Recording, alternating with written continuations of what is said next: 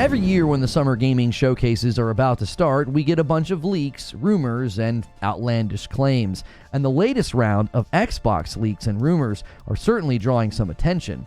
Now, I myself historically have ignored these types of leaks because they rarely get anything correct. I dismissed the PlayStation leaks. I was like, they're almost never correct. It's usually people kind of pulling our leg. But the rumors that I will be covering in this video about the Xbox showcase, initially I thought those just sound kind of hard to believe. And then I looked at the source of these leaks, and it's somebody who has recently had a very good history of getting things right. And even if they're not true, I'm going to kind of combine this with my own predictions as well. Because my last video on the Xbox showcase, I really didn't get to get into what I think will be there. I argued that the showcase will be very different. Now that the big question sort of hanging in the air, will they really address the multi-plat issue or not? Will they be announcing games and making it clear that they're now putting games on more platforms? Now, I'll get into that as well. Some of the rumors and some of the leaks touch on that. I'm also going to argue why I think the Xbox showcase is going to be the biggest event of the Summer Game Fest schedule, especially in light of the comments from Jeff Keighley recently that his kickoff event on Friday, it's going to be a bit of a lighter year, and it's going to focus primarily or heavily on things that have already been announced. Now, some are nostalgically longing for the days of E3, but I actually prefer smaller shows spread throughout the year. Things like the Developer Direct, State of Plays from PlayStation, and the Nintendo Directs. I like those more because we get things closer to their actual release dates. We get more accurate depictions of the games. I don't want to go back to the time where E3 was 1 week of hype and a lot of the trailers were not anywhere close to what the games looked like when they finally came out, and a lot of the games announced were nowhere near landing.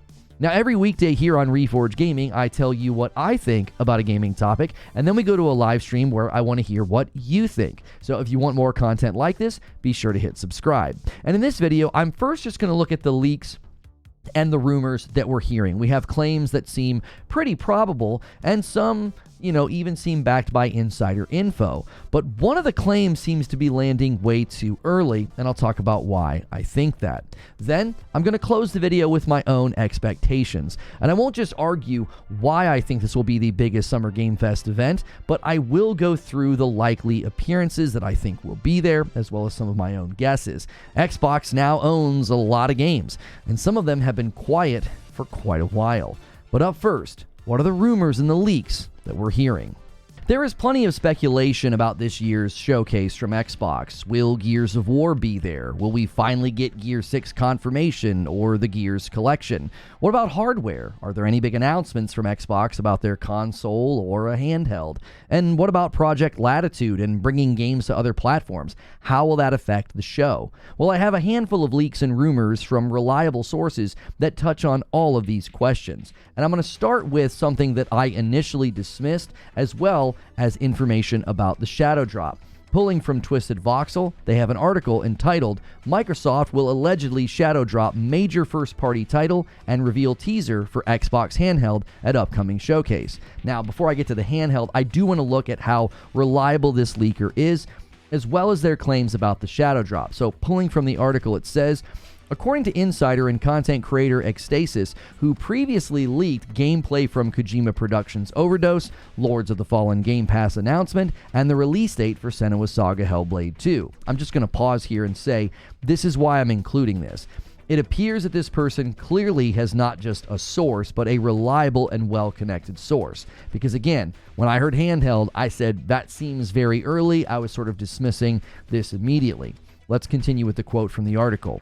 One of the Xbox first-party titles that fans are looking forward to seeing at the upcoming showcase, such as Flight Sim, Avowed, Diablo DLC, Starfield DLC, Towerborn, will be shadow dropped at the event. In other words, he claims that the game will be released during or right after the presentation. He also said that he knows what game it is, but he has chosen not to reveal it and ruin the surprise for fans. Now, if in fact this information's reliable, I appreciate the leaker not spoiling the surprise. I've recently said leakers are sort of ruining the excitement of these showcases and events. Everybody's complaining that they want to get back to the excitement of E3. Well, it would probably help if leakers and insiders stopped spoiling all of the major surprises right before the announcements happen. I still remember the Metal Gear Remake trailer, and when we finally saw Snake's face at the end, it sort of landed flat with the live audience because most of us knew it was coming. It wasn't really this big surprise. But given the claim about the shadow drop and the leaker's intentional silence, I'm just going to take a stab at this, okay? Let me throw out a wild card.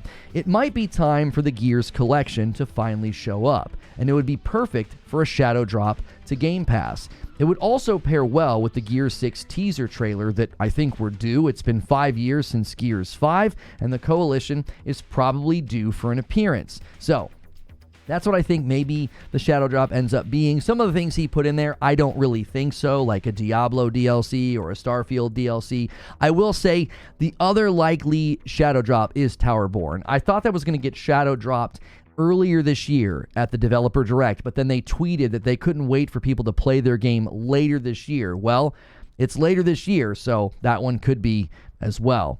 Now, pulling from the same Twisted Voxel article, they say, furthermore, the content creator claims that Microsoft will reveal a teaser for the rumored Xbox gaming handheld at the upcoming showcase and confirm its existence. Now, with all the doubt and skepticism about the future of the Xbox hardware, I don't know how I feel about this. I really do want a solid handheld from Xbox, especially if the Microsoft Surface team is involved in helping. But will console users have a positive or negative reaction to this, especially if it's just a teaser?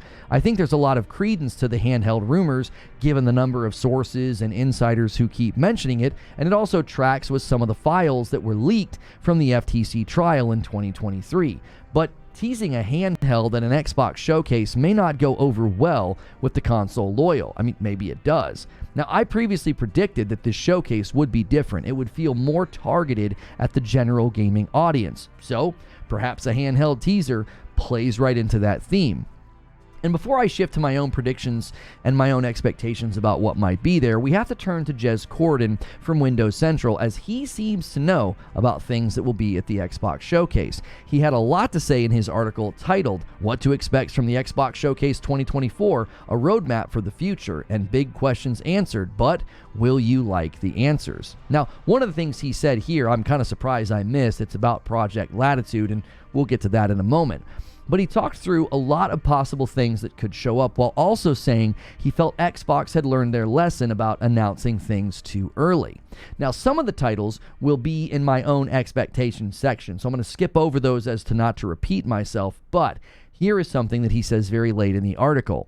Microsoft has also landed marketing deals for some major upcoming third-party titles too, which at least one gameplay debut that may bring solace to one weary fanbase. This particular line has made the rounds. Everybody is speculating that this is Dragon Age. Dragon Age Dreadwolf is the next title, and according to all of the rumors, it's supposed to land before this current fiscal year ends, so it could be at the showcase. Now, the next bit is the part that I was surprised slipped under my radar when I was researching Project Latitude, which, according to Jez Corden, that's the name of Microsoft's internal initiative to bring first-party titles to PlayStation and Nintendo, and he said the following. When it comes to pillar franchises like Halo, Forza, and Gears, many are wondering where they might fit in Microsoft's multi-platform push, codenamed Latitude at the firm. We should be getting an update on that during the Xbox Showcase period as well. This was a huge aspect of my video and my live discussion. I argued that this showcase this year is going to be very different. I really saw Doom being announced as a multi-platform game as a big catalyst to this. Now, to be fair, Jez did say during the showcase period, so this could be sort of something like what they did with the 4 games coming to other platforms podcast, where they're vague and about games landing on PlayStation and Nintendo, and then the following days they'll do interviews and they'll sort of maybe outline exactly what Project Latitude is and how it's going to look. Or maybe they just pull the Band-Aid off, right? Maybe they just outline it in the showcase. In any case, Jez seems to think that this info is coming, and it could land during the showcase or maybe shortly after. So those are the rumors and the leaks that I felt were the most pressing or the most interesting. What are my expectations and predictions for the showcase?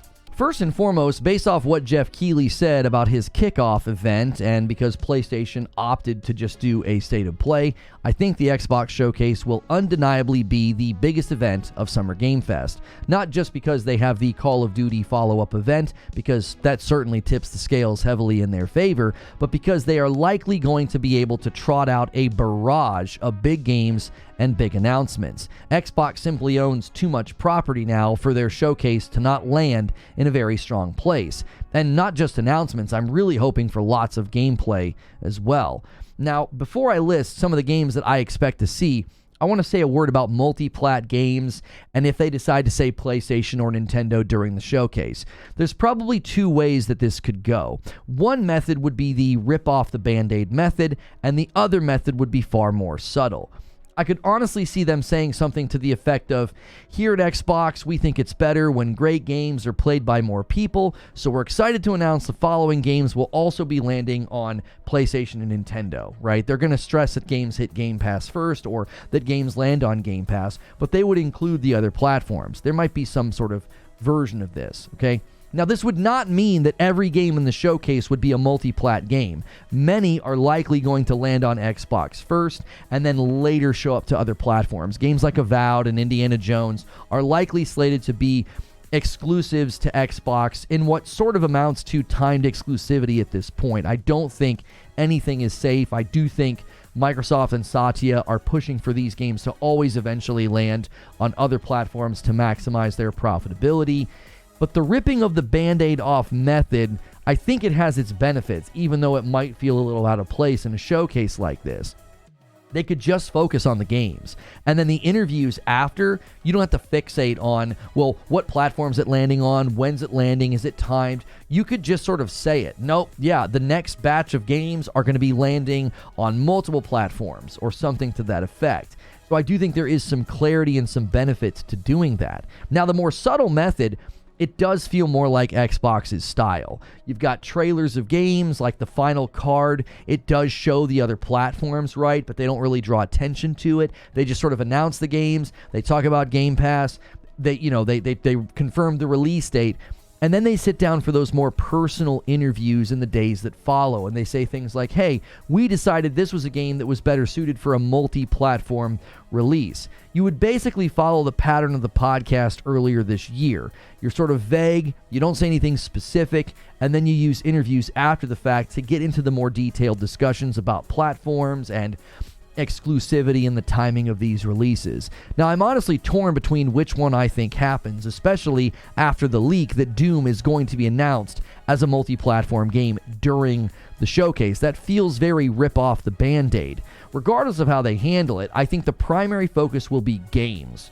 Lots of games. So, what games do I think will be there? Let's just get the obvious appearances out of the way. It's practically guaranteed that Avowed will be there. Its launch window is set for the fall.